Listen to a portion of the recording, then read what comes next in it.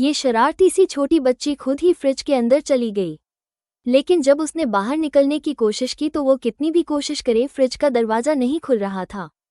Fridge लगातार हिलने लगा। पीहू की चीख पूरे घर में गूंज उठी, लेकिन उसकी माँ बिल्कुल भी नहीं हिली। 3 साल की पेओ आंखें खोलकर नींद से जागी। माँ को हिलाकर पानी मांगने लगी, लेकिन माँ ने कोई जवाब नहीं दिया। पीहू को मजबूर होकर खुद उठना पड़ा। ड्राइंग रूम से टीवी की आवाज़ आ रही थी।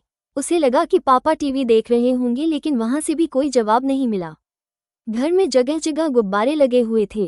कल ही उसका जन्मदिन था। वो पापा को बाहर ढूंढने जाना चाहती थी, लेकिन दरवाजे का हैंडल उसकी पहुंच से बाहर था। उसने देखा कि सिंक का पानी खुला हुआ है तो वो स्टूल लाकर उस पर चढ़ गई। बहुत जोर लगाया, फिर भी वो नल बंद नहीं कर सकी। पानी धीरे धीरे सिंक से बहकर नीचे आ रहा था और ठीक नीचे बिजली का बोर्ड रखा था। अगर पानी बोर्ड तक पहुंच जाता तो नतीजा बेहद खतरनाक हो सकता था। पीहू चाहती थी कि माँ उसके साथ टीवी देखे, लेकिन माँ ने कोई प्रतिक्रिया नहीं दी। उसने माँ का पसंदीदा चैनल लगा दिया, आवाज़ भी तेज कर दी, फिर भी माँ नहीं हिली। पीहू डरने लगी और जोर जोर से रोने लगी। उसने माँ को जोर से हिलाया। माँ के हाथ से दवाइयों की शीशी गिर गई। सफ़ेद गोलियां उस जमीन पर बिखर गई। पीहू ने रोना बंद किया और उन गोलियों से खेलने लगी। उसने एक गोली उठाकर माँ से पूछा। तभी एक तरफ फ़ोन बज उठा।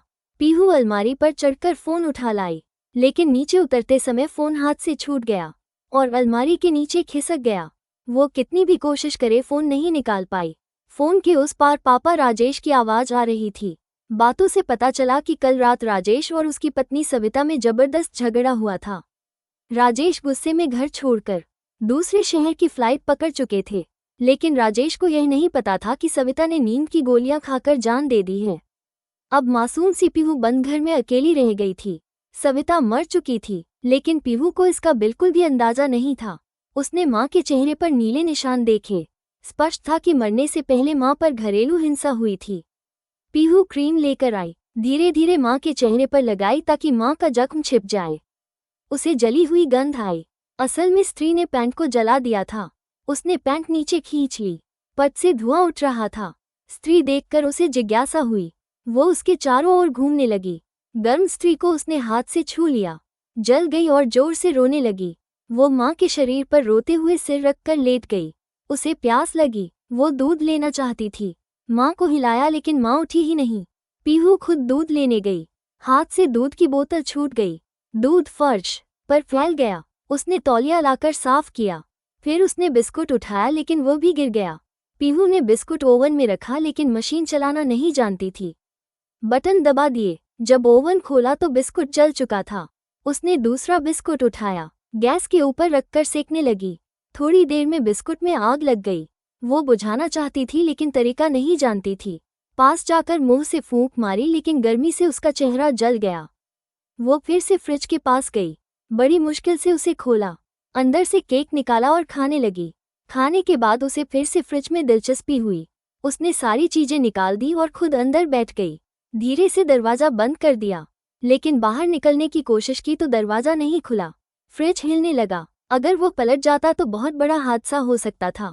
उधर सिंक का पानी बह रहा था, आग भी लगी हुई थी।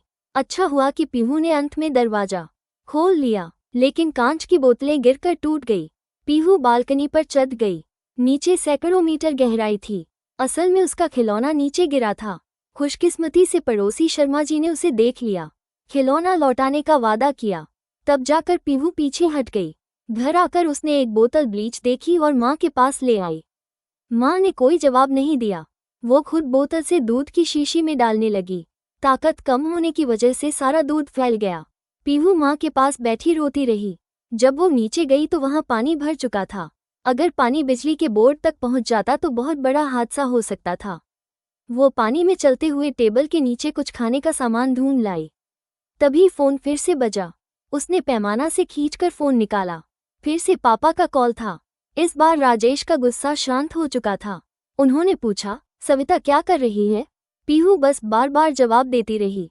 राजेश को कुछ गड़बड़ लगी। वो घबरा गए। ड्राइवर अरुण से तुरंत गाड़ी मोड़ने को कहा। पीहू फिर माँ के पास आई।